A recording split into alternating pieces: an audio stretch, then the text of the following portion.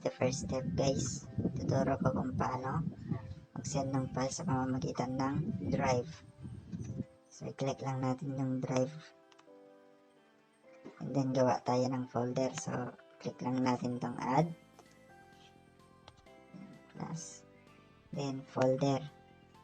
So lagyan mo lang ng pangalan.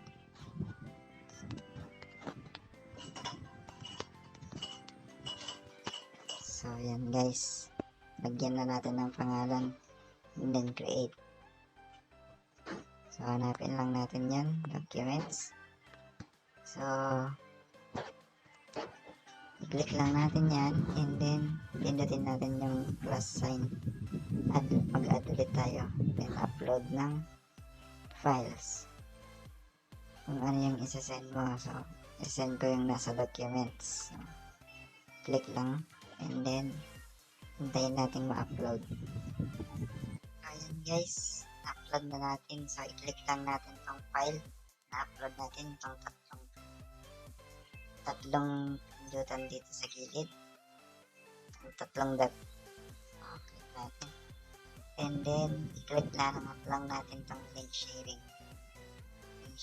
na on lang natin yan, and then click ulit natin ng tatlong below and then copy natin yung link. So and then punta na tayo dun sa may sisendan natin sa messenger. So back lang natin, punta tayo sa messenger, then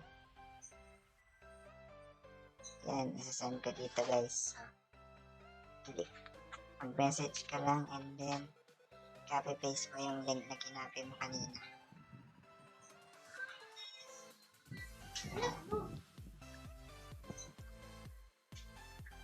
So ayan guys, nasend ko na.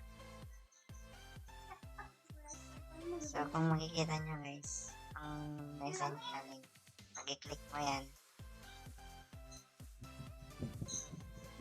diretso ka na dun sa documents nag-uploadan ko, which is dun sa Google Drive. So ayan, yun na siya guys.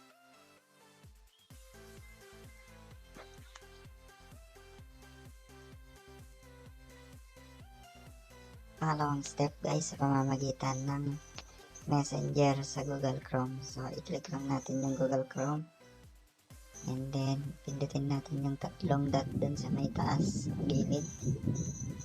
So i-desktop site lang natin yan, desktop site, then hanapin, search lang natin yung messenger.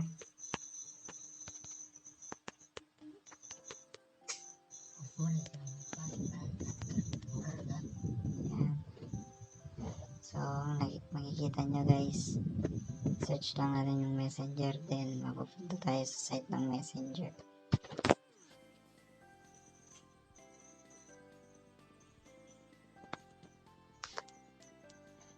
Yan, makikita nyo nakalagin na ako sa messenger. So kung yung mga hindi pa nakalagin dyan, login nyo lang yung account nyo and then ganito na yung makikita nyo. So that's my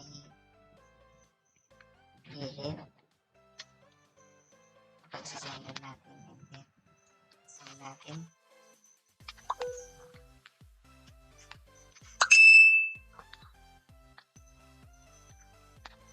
Yan, click lang natin yung add, then itong parang clip sa may nakatabi ng GIF, click lang natin and then add files.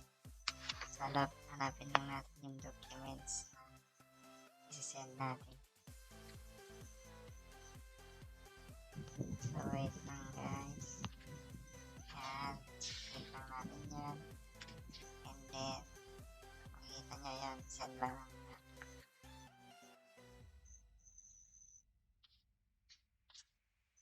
Yan guys, na-send na yung word natin. So yan lang, tapos na yung demo natin. Salamat sa panonood.